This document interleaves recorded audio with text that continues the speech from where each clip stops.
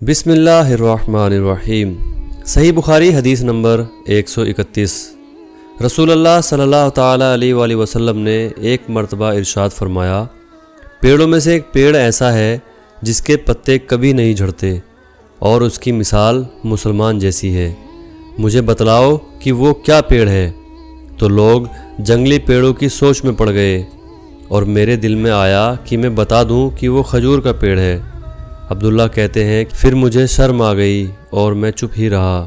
تب لوگوں نے کہا، یا رسول اللہ صلی اللہ علیہ وسلم، آپ ہی خود اس کے بارے میں بتائیے۔ آپ صلی اللہ تعالیٰ علیہ وآلہ وسلم نے فرمایا، وہ کھجور ہے۔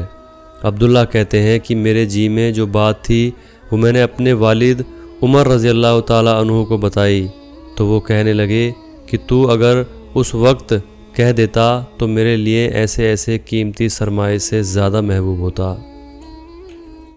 صحیح بخاری حدیث نمبر 132۔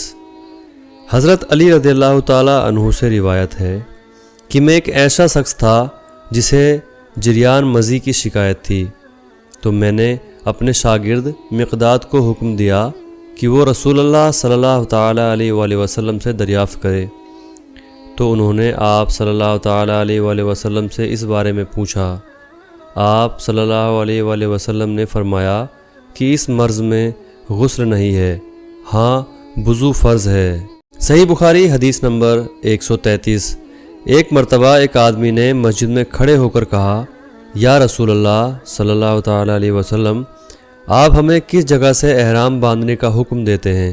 تو رسول اللہ صلی اللہ تعالیٰ علیہ وآلہ وسلم نے فرمایا، مدینہ والے ذوالحلیفہ سے احرام باندھیں، اور اہل شام ضحفہ سے، اور نجد والے قرن المنازل سے۔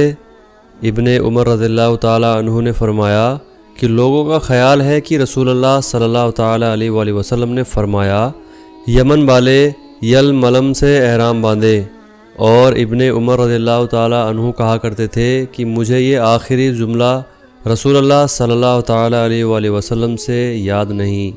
صحیح بخاری حدیث نمبر 134۔ ایک شخص نے آپ صلی اللہ تعالیٰ علیہ وآلہ وسلم سے پوچھا کہ احرام باندھنے والے کو کیا پہننا چاہیے؟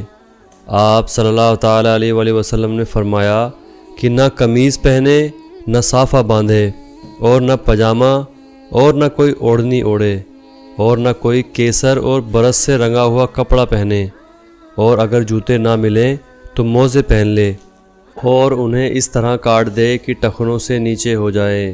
صحیح بخاری حدیث نمبر 135۔ رسول اللہ صلی اللہ تعالیٰ علیہ وآلہ وسلم نے فرمایا کہ جو شخص حدث کرے اس کی نماز قبول نہیں ہوتی جب تک کہ وہ دوبارہ وضو نہ کر لے۔ ہجر موت کے ایک شخص نے پوچھا کہ حدث ہونا کیا ہے؟ آپ صلی اللہ تعالیٰ علیہ وآلہ وسلم نے فرمایا کہ پاخانے کے مقام سے نکلنے والی آواز والی یا بے آواز والی ہوا۔